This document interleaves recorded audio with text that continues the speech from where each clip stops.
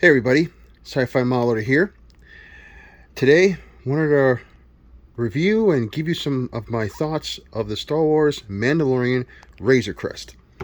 Now, this one is the Razor Crest that Revell put out several months ago. Right now it's October of 2022, and this is the AMT one I got yesterday in the mail from Cult TV Man.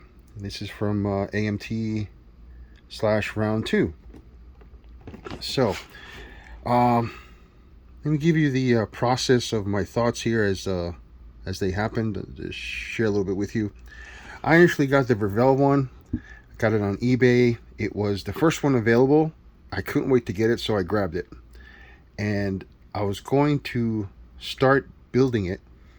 And then I found out one tiny unique feature of this that was lacking. When I say tiny unique feature, I mean that there was no Grogu figure in this model, only the Mandalorian. So I was like, well, that kind of is disappointing. So I found out that the AMT version had Grogu. So I'm like, okay, let me wait till the AMT version comes out, and I'll build that one, and maybe I'll build the real one at a later date, etc., etc. So I got these, and then I started looking over them, and there's a few things I found out. Looking at the AMT version, this one actually comes with the engines ready to be lit up. It comes with a clear part to put in the back to reflect the light, and you just have to basically cut a little bit off of these sides around the perimeter, and they're ready to go. The face of this part of the front engine, of the rear engine part, already has all the holes punched out on it. So basically it's ready to be lit up.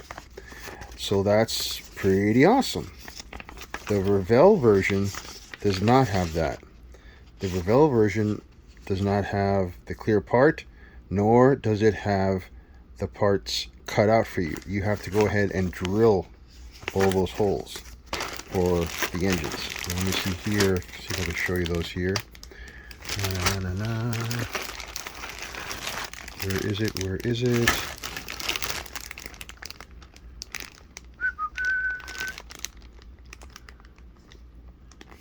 Where is that part?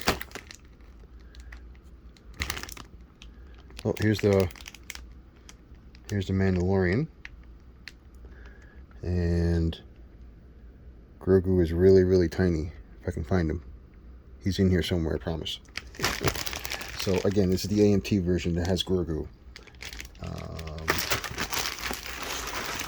Oh, here we go.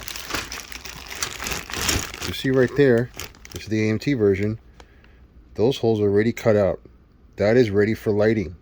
That is fantastic.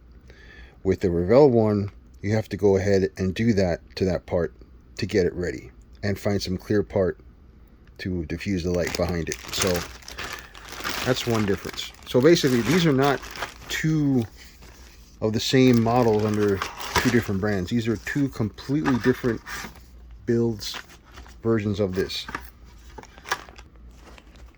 Now, looking at the main body, this I'll call this a light green, I guess, mold.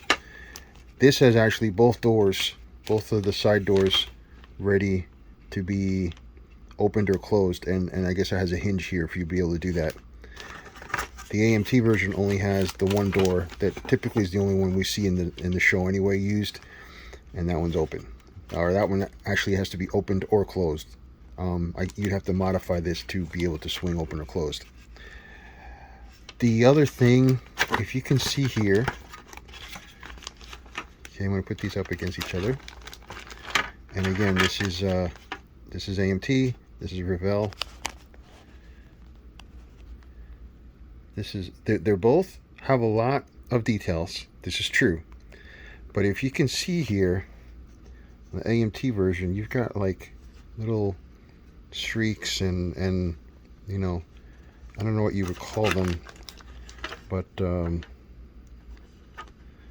imperfections, where in the Revell one you don't see that at all. It's a really nice mold. Okay, now I will say, in AMT's defense, once you prime and paint this, these little shadows and stuff, they go away, because I've seen this sort of I don't want to call it deficiency, but basically these kind of smudges in the plastic. I've seen those in a bunch of the Polar Lights round 2 1/1000 scale ships, and they all disappear after you prime and paint them. So it's not crucial, but just a fact that the Revell one has a little tiny, or a little more upscale of a mold, I guess, or mold process. I'm not sure which is more accurate. Because I mean, see here, those edges you have to sand down. See that? I didn't cut this off. This comes like this loose, so it wasn't that I used a sprue and messed it up. But you see, it's it's got little things you have to sand off and stuff. So the next difference is that the AMT version basically is a hollow shell. There's no interior detailing at all. So on the one hand, you can stick all the electronics inside, but on the other hand, if you opt to have the door open, you'd have to scratch build some interior. Now, I did find out that Green Strawberry has an interior detailing. Actually, it has a whole bunch of details for the Razor Crest, but I'll probably end up getting the interior one. And there's one for interior details, and there's one for interior things of the bay, like boxes and carbonite with figures frozen in there. So that's pretty neat. So you can buy that, but it's made for Revell. Now, I'm sure the one that is for the interior things, like I said, the boxes, the carbonite stuff, that you can fit in either one, I'm sure. But as far as the interior detailing, where they have the inside panels and the ladders and all that kind of stuff, that's made for the Revell one, not the AMT one. So that was disappointing. So I was like, so what the heck? I don't get to have a perfect one? That's kind of disappointing. So what I'm going to do, since the AMT one is ready to be lit, doesn't have much of interior at all, what I'm going to do is I'm going to build the AMT one in flight mode. No landing gear, everything closed up. In flight mode, light up the cockpit, and light up the engines. The Revell one, I'm going to build in landed mode with the doors open, the bay door open, the side door open, the cockpit lit up, and the interior lit up. That's my plan. And with the landing gears. Maybe not the engines, because when it's landed, the engines aren't on. So I'll end up having two models. One, and that's always the trick, isn't it? That's always the thing of, okay, flight mode or landed. Well, one is more geared towards flight mode, and one's kind of more geared towards landed mode. And that's what I'm going to do. I'm going to build both of these. Darn, I have to build both of these. Anyways. Okay, let's go on to a few other things here. The instructions on the AMT kit are very straightforward, very clear, and actually doesn't look like it'll take too long to do. The side of the box shows you all the paint you need. So there's a shot of Tamiya callouts. Fantastic, because those are what I use. I use Tamiya. These are the callouts, and shows you how to paint up. And actually, these are the floors decals, if you can believe that. But you can paint that as well. So this is for you to basically build up the cockpit and paint the exterior.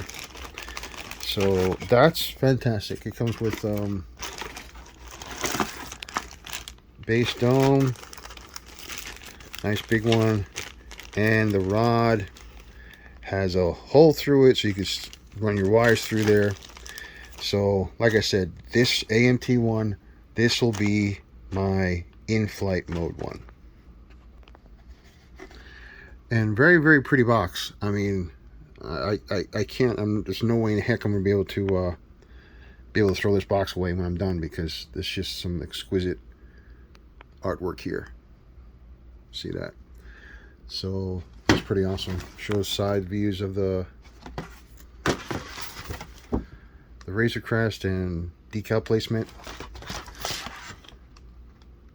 So basically, like I said, this is going to be pretty simple. I don't envision it taking too long to build. And here are the clear parts I talked about. And as you can see there, those are what go behind the engines. These things right here. These go behind the engines, and you can sand this and then do some clear yellow, and you'll diffuse the light, and it'll go right to the engine. Okay. And they're the cockpit windows, which can be placed after you paint the model, which is always nice. The Revell kit, always with its beautiful full color instruction booklet, almost way too detailed, but tells you what their callouts are for and their paints. Remember, Revell is a company in Germany, and they I guess they service Europe and United Kingdom more than the United States. Although, I mean, I picked this up on eBay, so you can get, the sellers are selling these, so you can get either kit or both, like I did. The Revell model does have more detail in the interior, which is a pretty cool. Like I said, you can get a green strawberry, and actually I printed those out. And here's a copy of the printouts for the green strawberry interior kits. So you can add an incredible amount of detail. So from that standpoint, you'll have an awesome model to display landed. The only thing is that you're going to end up spending a lot of time putting all this together, but I think it's worth it. So I'm definitely going to try this. Don't have too much experience with photo etch, but I'm going to have a few smaller projects to work on before this one, and this should come out really, really nice. So get some ceiling LEDs to light up the whole thing, so that you can see it. So again, this is an add-on. This is from Green Strawberry. This is an add-on details for the Revell kit only. And nice details on the parts here. Comes with a stand if you want to do flight mode, but like I said, this one I'm going to do landed mode. Look at those big babies. Pretty awesome. So there's the back of the box here, and their version of the colored interior. So bottom line, there's no. Oh wait, hold on. Here are the decals for this kit. I haven't opened up the bag for the other kit, but I'm sure it's similar for decals. So I guess the bottom line is there's no perfect kit. Each one has its pluses and minuses. You can definitely detail either one to your liking and make it a really good model. Like I said, I'm going to basically make this one in flight mode, the AMT one, and this one with a very, very lit up and detailed interior. I'm going to make this in landed mode. So anyways, I will hope to post my progress on these. I have a bunch of other projects in the works too. I'll try to post those as time permits. So anyway, thanks for watching, guys, and either way, have fun, and talk to you guys soon.